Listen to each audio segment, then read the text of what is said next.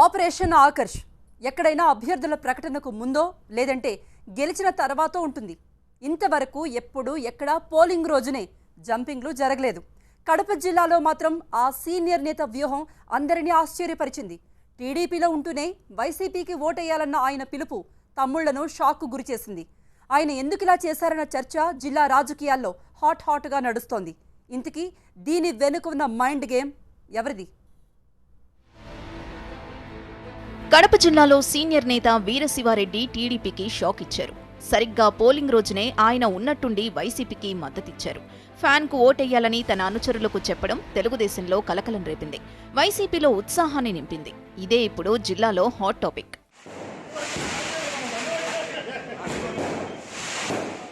కమలాపురం నియోజకవర్గంలోనే కీలక నేత వీరశివారెడ్డి. ఒకప్పుడు మైసూరారెడ్డి లాంటి వారిపైనే రాజకీయ పోరాటం చేశారు ఈయన.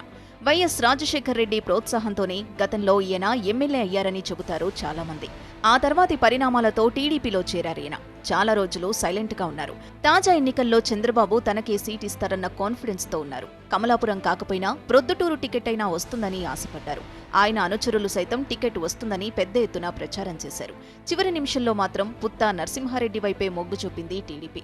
అప్పుడే ఆయన పార్టీకి గుడ్ బై చెబుతారన్న ఊహాగానాలొచ్చాయి. వాటన్నిటినీ పటాపంచలు చేస్తూ పుత్తాకు పూర్తి మద్దతు ప్రకటించారు వీరశివారెడ్డి.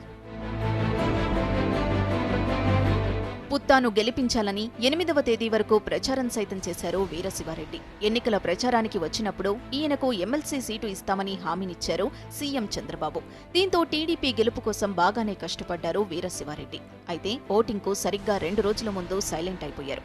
పోలింగ్ జరిగిన రోజు ఉదయమే తన అనుచరులను పిలిచి ఫ్యాన్కు ఓటేయాలని పిలుపునిచ్చారు. దీంతో కమలాపురం రాజకీయం ఒక్కసారిగా మారిపోయింది. తన సొంత ఊరు కమలాపురం మండలం కోవటంలో దాదాపు 3000 ఓట్లున్నాయి. వాటిపై వీరశివారెడ్డి ప్రభావం ఖచ్చితంగా ఉండబోతోంది.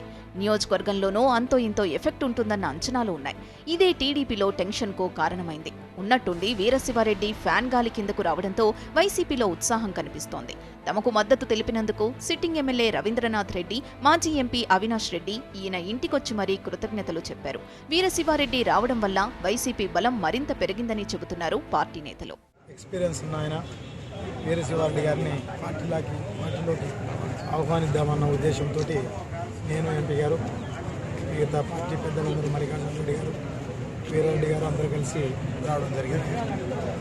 సో ఆయన వస్తే పార్టీ బలోపేతం ఉంటుంది. ఇది కంటిన్యూ రాజకీయ ప్రక్రియ. ఎన్నికలకు ముందు ఎన్నికల తర్వాత అనేది ఏముండదు. ఎందుకంటే ఒక పార్టీ అనేది కొన్ని వందల సంవత్సరాలు ఉండే పరిస్థితి. సో ఇటువంటి పరిస్థితుల్లో ముందు వెనక అనేది ఉండదు.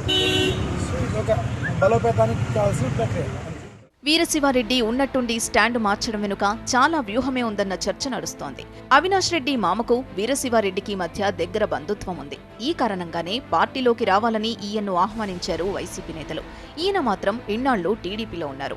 పార్టీలోకి రాకపోయినా వైసీపీ నేతలు టచ్లోనే ఉన్నారన్న ప్రచారం జరుగుతోంది.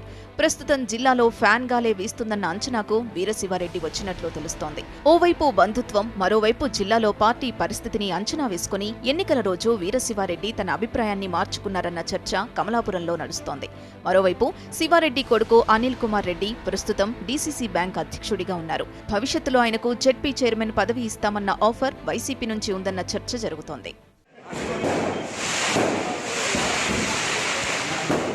తన కోసం కాకపోయినా కొడుకు కోసమే వీరశివారెడ్డి వైసీపీకి మద్దతు ఇచ్చారని తెలుస్తోంది.